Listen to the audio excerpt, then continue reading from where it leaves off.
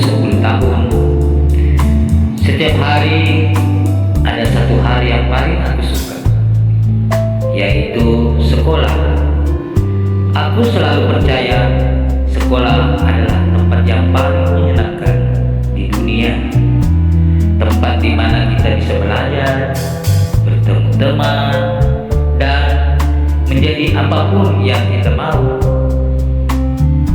Tapi aku lupa, di sekolah tidak semua pelajaran bisa kita temukan di dalam buku. Ada pelajaran yang jauh lebih sulit, pelajaran yang sering kali menyakitkan.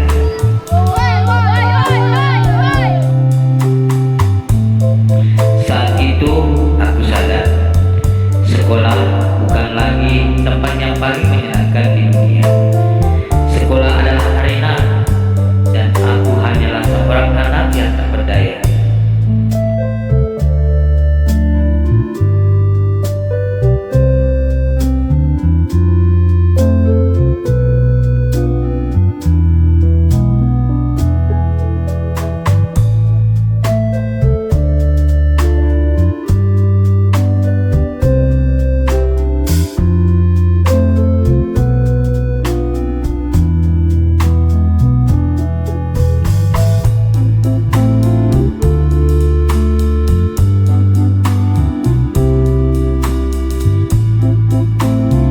Aldi, siswa yang pemalu dan pendiam, sedang duduk sendiri di sebuah bangku di halaman sekolah.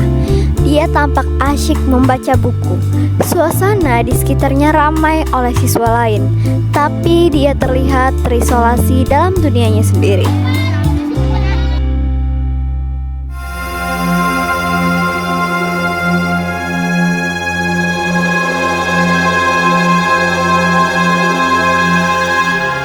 Dengan cepat, Fajar merebut buku dari tangan Aldi, lalu melemparkan buku itu ke arah temannya yang lain. Buku itu dilempar dari satu orang ke orang lain, seperti mainan. Aldi bangkit, mencoba meraih bukunya. Namun, setiap kali ia melangkah, salah satu dari mereka selalu menghalanginya. Air mata Aldi mulai menggenang di pelupuk mata. Hatinya perih, ia merasa tak berdaya. Dalam kebingungan, topi sekolahnya juga direbut. Aldi menatap topinya yang kini berada di tempat yang tak terjangkau. Ia hanya bisa berdiri mematung, menunduk, dan membiarkan air mata mengalir. Keempat siswa itu tertawa puas, lalu pergi meninggalkan Aldi yang hancur.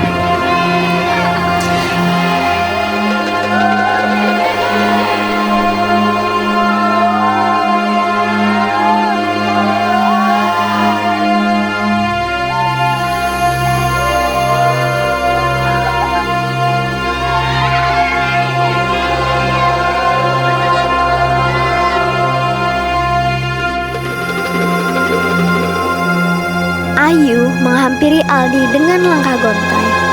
Topi yang ia rampas teman kelompoknya berada di tangannya. Pagi itu, entah kenapa, rasa bersalah menggorogotinya.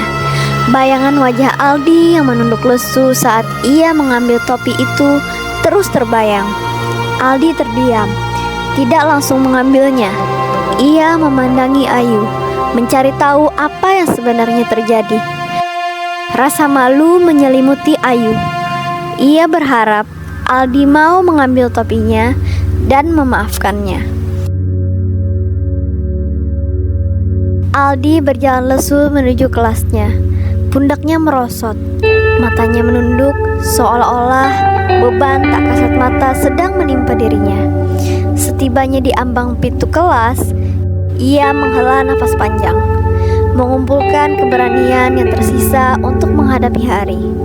Saat ia melangkah masuk, tiba-tiba sebuah kaki terjulur dari kursi barisan depan, menjenggal langkahnya.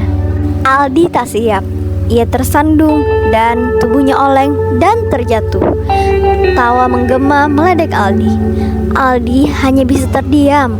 Rasa malu dan sakit bercampur menjadi satu, membuat dadanya terasa sesak. Ia Luka berusaha menahan air mata yang sudah menggenang di pelupuk matanya. Pandangannya kosong.